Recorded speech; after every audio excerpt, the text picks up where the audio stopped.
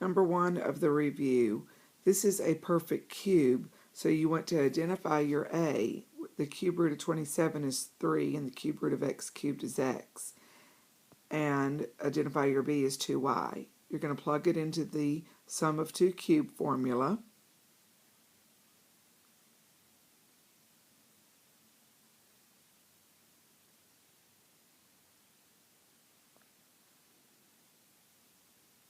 You're going to first factor out a 2, GCF. 4x squared minus 25 is the difference of two perfect square, which factors in a 2x plus 5 times 2x minus 5.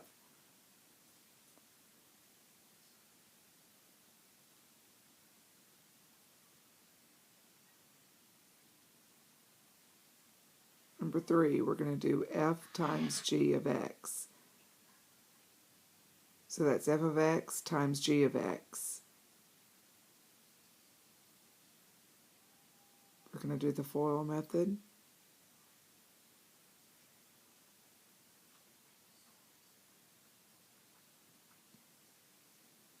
Number 4, we're going to do f of x divided by g of x.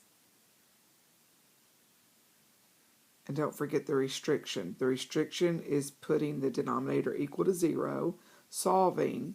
So what that means is that if x is equal to 4/5, then you're going to get a 0 in the denominator, and you cannot have a 0 in the denominator, so you have to state a restriction.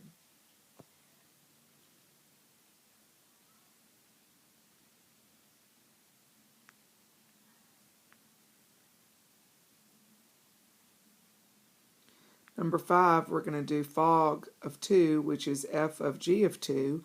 That means wherever we see x in the g function, we're going to plug in 2. Simplify, and we're going to get f of 6. Now, we're going to plug in 6 in for x in the f function.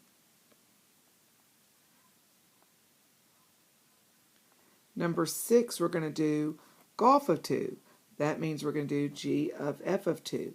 So in the f function, wherever we see x, we're going to plug in 2.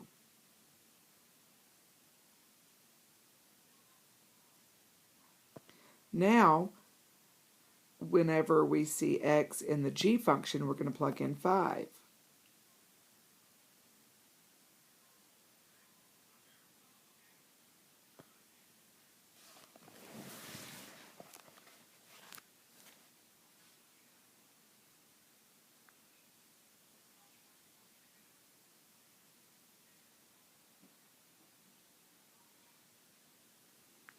Okay, for number 7, the f plus g of x function, that's just f of x plus g of x. Combine like terms. Now, if by chance you had a problem where it was f minus g of x, that means it's f of x minus g of x. This problem was not on the review, but you might see a problem similar to this on the test. Don't forget you have to put the g of x in parentheses and then distribute the negative out, which changes the sign.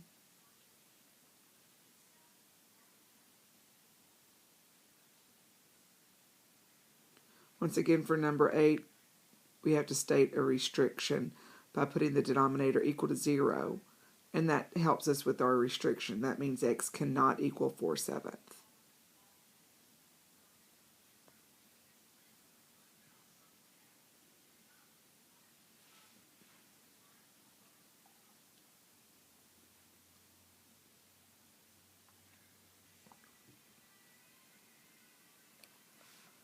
Number 9, we're going to do fog of 3, which is f of g of 3.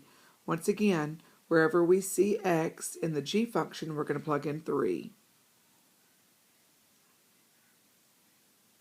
Then, in the f function, wherever we see x, we're going to plug in 5.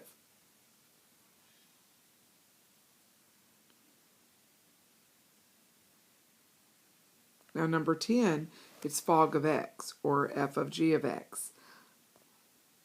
So, we first calculate the g of x, which is 4x minus 7. We don't have anything specifically that we're going to plug in for x. We're just going to plug in x for x. So, in the g function, is 4x minus 7. We're going to plug in 4x minus 7 into the f function. Distribute, combine like terms, and simplify.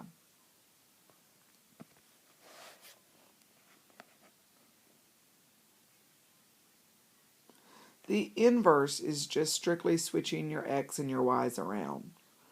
So with an inverse of ordered pairs, you just flip your x and y's.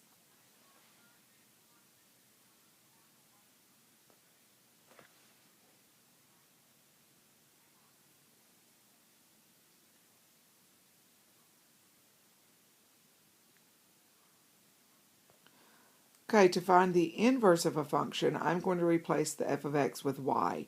Then I am going to switch. My y becomes x, my x becomes y. And then I have to solve for y by getting it in slope-intercept form. And then I'm going to solve for y.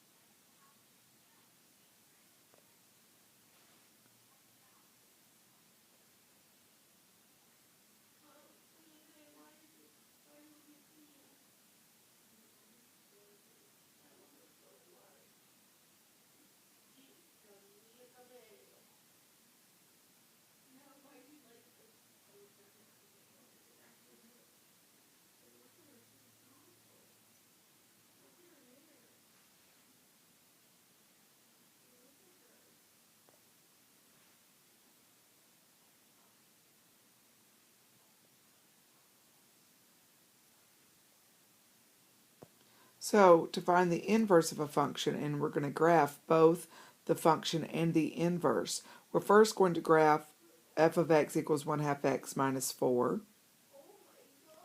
Then, again, to find the inverse, we are going to reverse our x and y together, solve for y,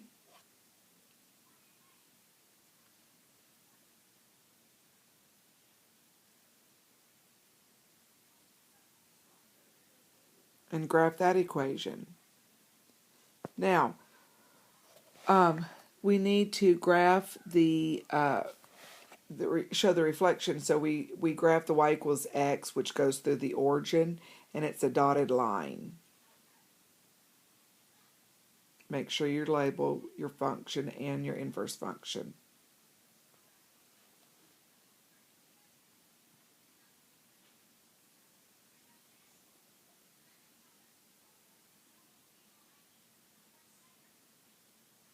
To find out if g and h are inverses of each other, we first evaluate g of h of x, and if we get an x answer, we simplify it down and we get an x, then we're halfway there. That is an x. Now we're going to do h of g of x, and if we simplify it and get an x, then they are also inverses of each other.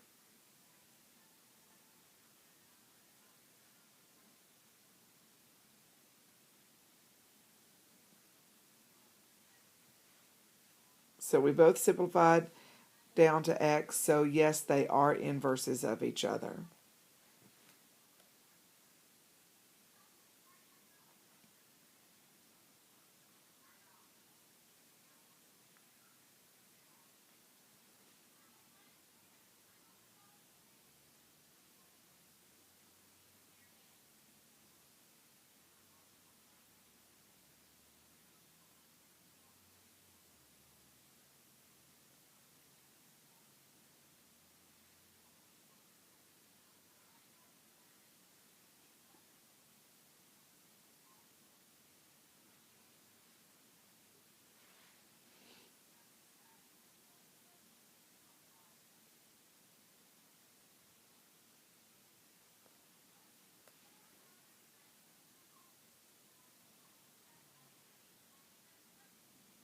Okay, to graph a function, we first have to find the initial point. Remember the formula, the initial point is hk, so my initial point is -1, -3.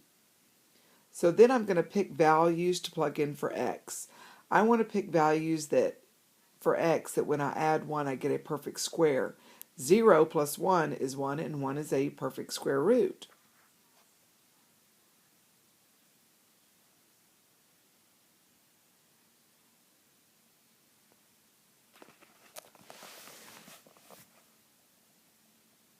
Same thing with number 18. I'm going to find the initial point, which is -3, -2. Pick values to plug in for x to make my graph.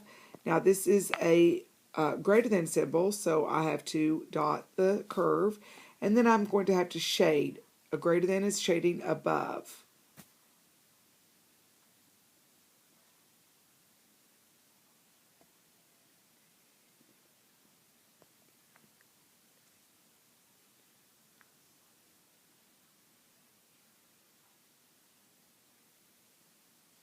Okay, number 19 is simplifying cube roots. If you have your index card, you should have your very first few perfect cube roots that you need to look at. What perfect cube goes into 27? Excuse me, goes into 81. 27.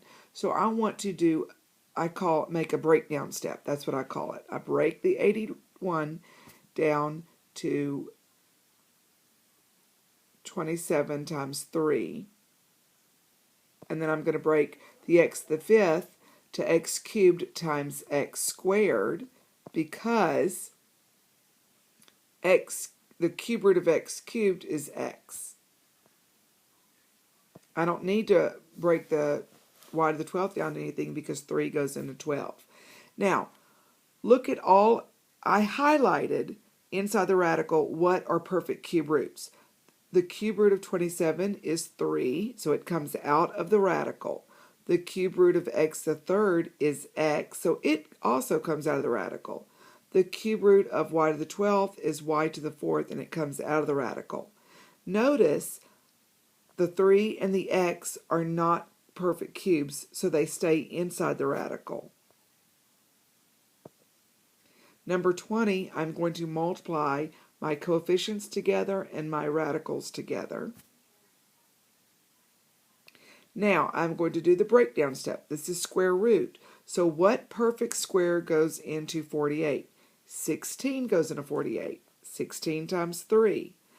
Can I take the square root of a to the 8th? Yes, because 2 goes into 8 evenly.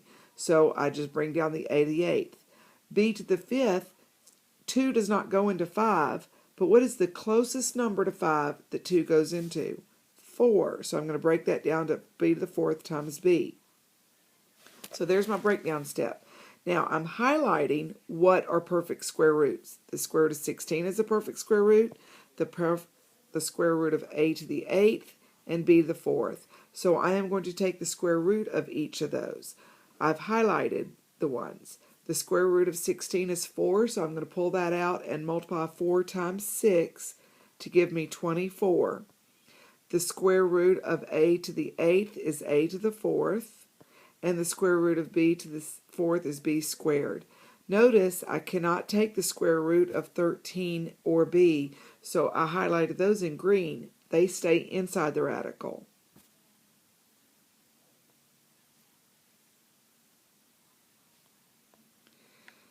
The cube root of a fraction, I am going to rewrite it putting the cube root of the numerator and the cube root of the denominator separately.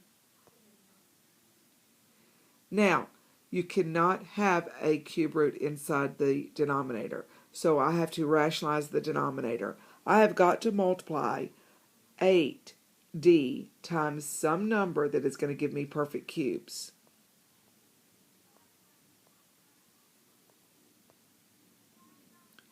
Well, the cube root of 8 is a perfect cube, so I took the cube root of 8 as 2. The only thing left inside the radical is the d. I need it to be a d to the third, so I am going to multiply d times d squared, and it's the cube root.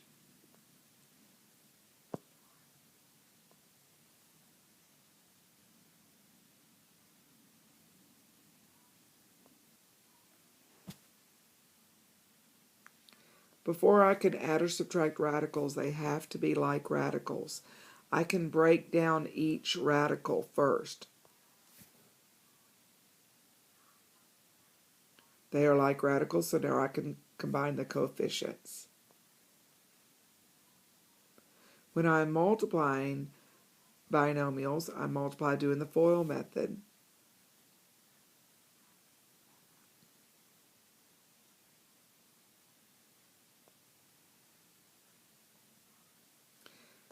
Once again, I cannot have a radical in the denominator, so I have to rationalize the denominator by multiplying by the conjugate. The conjugate is the opposite, so that I would multiply top and bottom by 5 minus the square root of 3.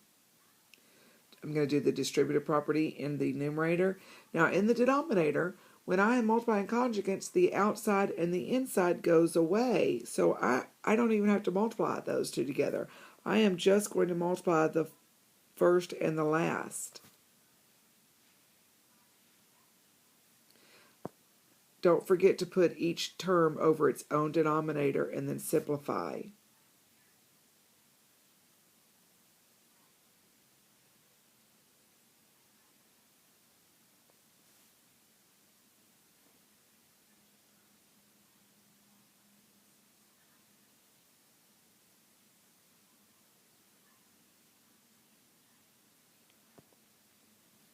Notice on number 26, I had to break down to perfect cubes. So look again at your index card for your perfect cubes. 8 is a perfect cube, and 8 times 5 is 40, so I'm going to break that down to 8 times 5. X to the 4th, I'm going to break down to x to the cube times x. Y to the 11th, I'm going to break that down to y to the 9th times y squared. Notice that I am highlighting my perfect cubes. And I'm going to take the cube root of each one of those, and they come outside. What stays in are the non-perfect cubes.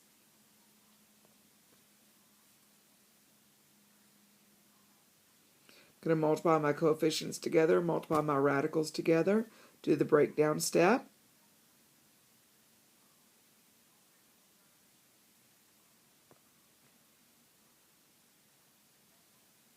Now I'm going to separate, put the numerator in its own cube root and the denominator in its own cube root.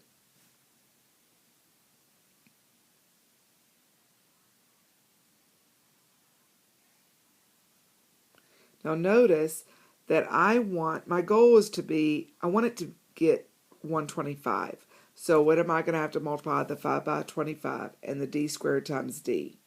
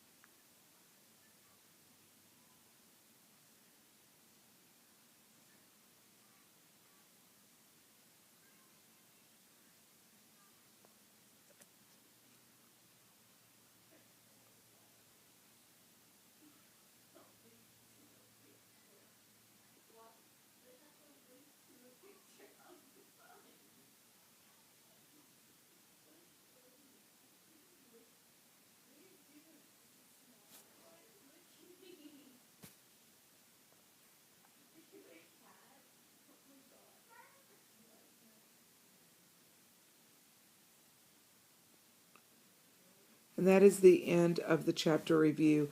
I highly recommend that you rework all of your homework quizzes. And whichever problems you had trouble with on this review, work the problems more than once to get ready for the test.